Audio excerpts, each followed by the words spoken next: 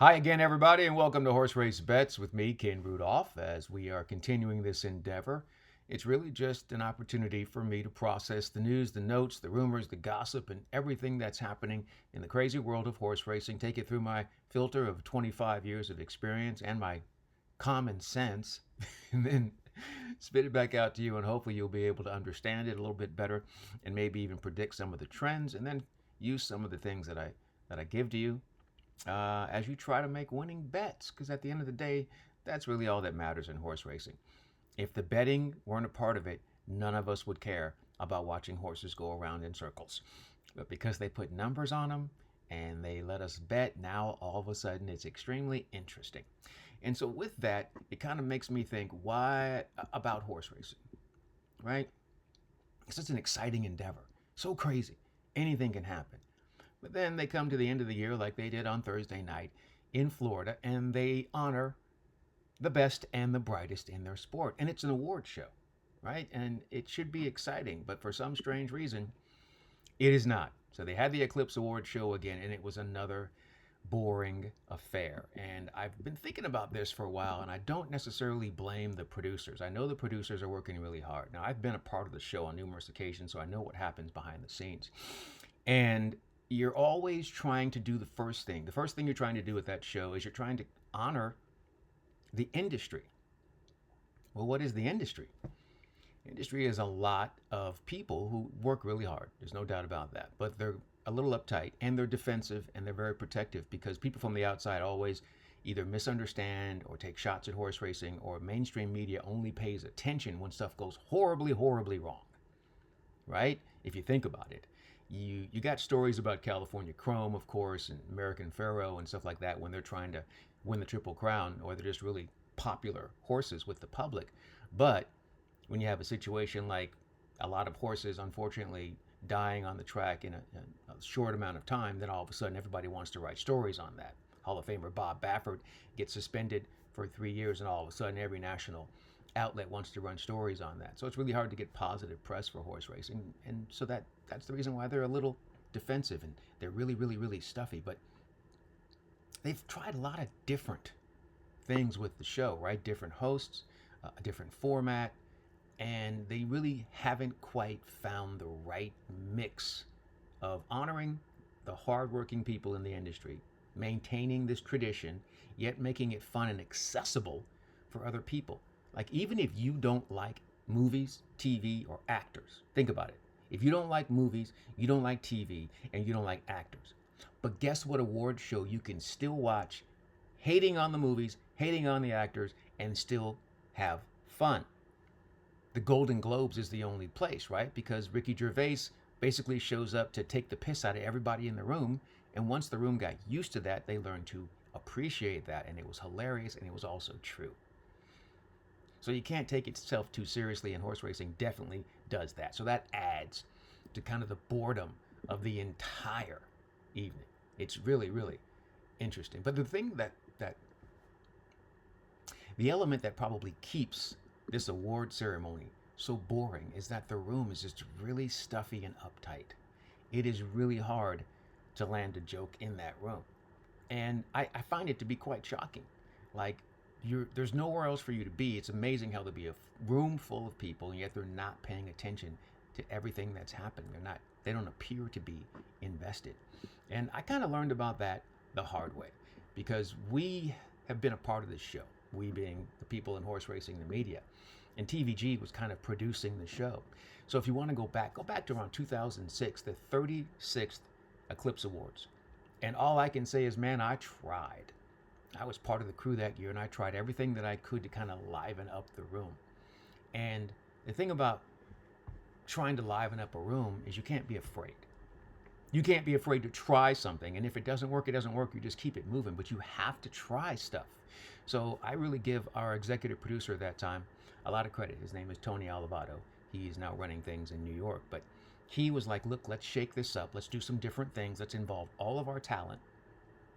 And let's try to keep it moving. And I really thought that the format was great. So first thing we did, we actually had a celebrity host, actor Jerry O'Connell, agreed to be our host, and he was really, really nice and really, really gracious. And he plays the horses, and he talked about how he would be sitting on the set, he'd be looking at his daily racing form, he'd be trying to bet, and he'd be watching TVG.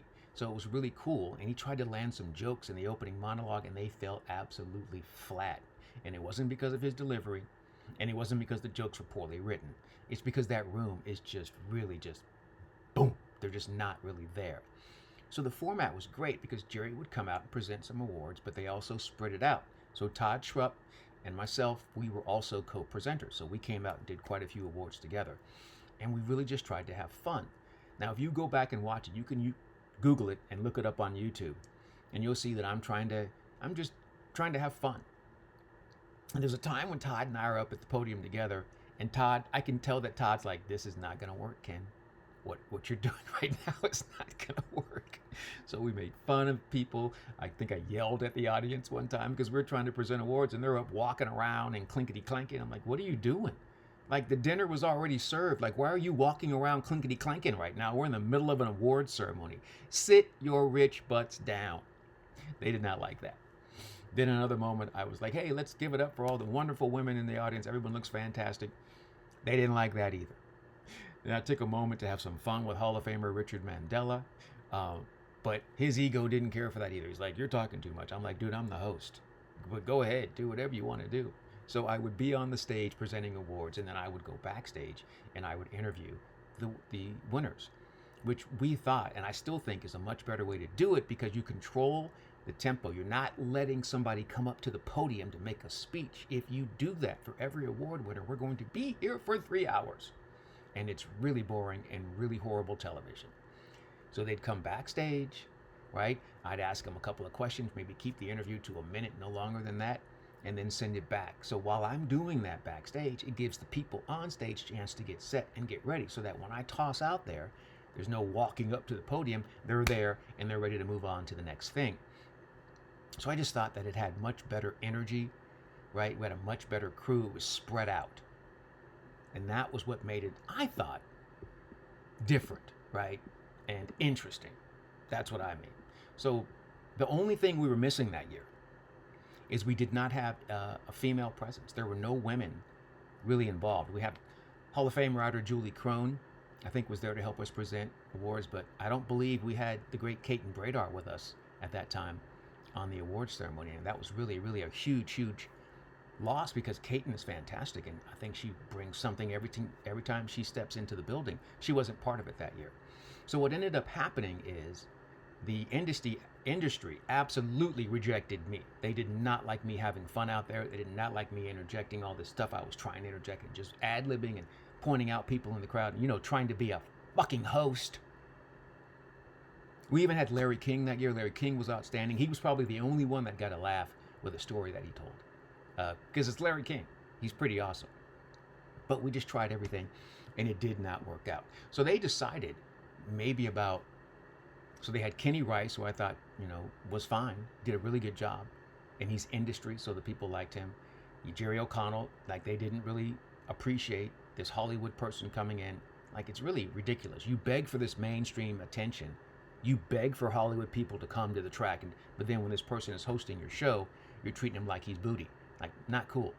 Then they had really outstanding journalist, Janine Edwards, who worked for ESPN, covered horse racing on a regular basis. She was great. I think there was some issues with her performance as well. They didn't really care for that, so she didn't come back.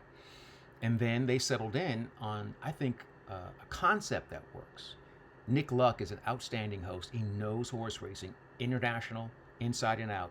He's a really, really good person to be in that position. So they wanted to diversify, to have Nick and then have some women, because they didn't have women as a part of it. And I was like, yeah, that totally makes sense. So what they've pretty much done since then is the women are taking the reins. Nick is still part of it, but now they've brought in more women. I think one year it was just all women that were hosting. And that's kind of my thing. It's like, I have no problem. I mean, I think it's fantastic because there are some really incredible people who just happen to be women who are in racing. And I think they do a tremendous job, right? But the thing about it for me was, I call it fake diversity. When they decide that they want women to do these jobs, right? It's fake diversity, because when they say women, Who do you think they're talking about? They're talking about white women. And I don't know how it happened.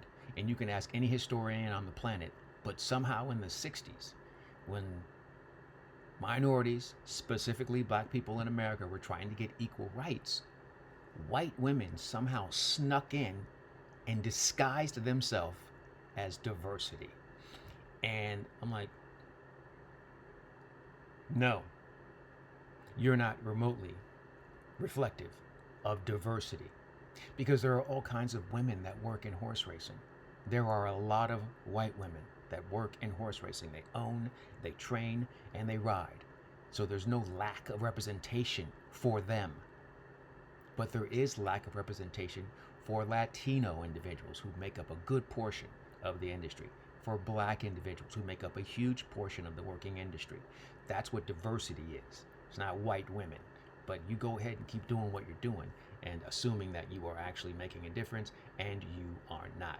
Once again, this is not anti-women. I am not in any way, shape, or form against women. I am against them dressing up something that is already mainstream, and white women are already mainstream, and then trying to tell somebody who is a reflection of diversity that that is the same as me. It's not at all. But y'all keep on doing that. All right, so they got through their award ceremony. Congratulations to all of those winners, because the Horse of the Year really is kind of a cool award. And Torpedo Anna with Kenny McPeak, who I think is a really good trainer. They're all really good trainers, right? Until the FBI comes knocking on their barn, they're all good trainers. But Kenny McPeak is really cool and a really good trainer and never has any issues with his horse. He's been doing this for decades, so he's got a track record of being a good, honest horseman. So, and he also promised that the Horse of the Year will continue to run. So that's always very cool when you can get a chance to see that up close. And that usually does represent a bit of a spike in attendance when that horse shows up on track. So that's good news for them. All right, so now they get back into the action of what's coming up with racing. Right, so Florida, they kind of take that Thursday party and push it all the way into the weekend, and the big weekend will culminate with an outstanding card of racing. 13 races on card Saturday at Gulfstream Park. The big thing there is the Pegasus World Cup. I cannot wait to see the race because I really love the horse to the outside. John Velasquez will ride the horse named Locked. Locked is trained by Todd Pletcher. This horse was already a really, really good horse at the age of 3.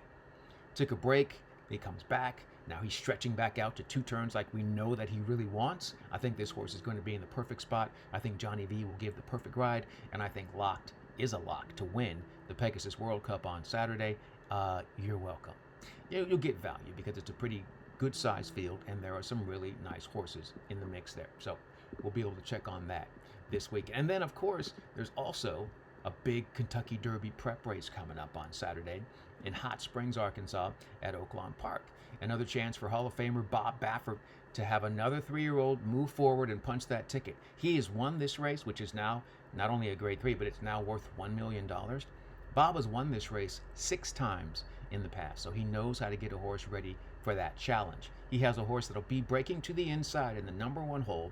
His name is Gaming, and he's on my Derby watch list. I like this horse quite a bit because he's already had some adversity. Like trying to pass Citizen Bull is always a big problem, but I think he's going to be in a good spot. If he doesn't get trapped on the inside, there's some speed to his outside. Rafael Bejarano has the horse all the way to the outside, who's got something to offer. So I think they're going to be in a good spot, and we'll see what they can do with Bob Baffert's horse, Gaming, who I think is definitely going to, can't say definitely, sorry, who I believe is going to win the race on Saturday. And then, of course, that will present a bit of a shakeup when it comes to Kentucky Derby points, and we'll check on those contenders when we see you again next time. So in the meantime, hopefully you get ready for what's coming up here this weekend, and I hope you have plans to play the action, especially at Gulfstream Park. I know I'm playing that late pick 5 there, and I think it's a chance to be really, really lucrative. Even if a couple of your favorites prevail, I think it could still pay off pretty well. But whatever you decide to do this weekend, you know what we say here. Until next time on Horse Race Bets, I'm Ken Rudulph. Good luck and enjoy whatever you're into.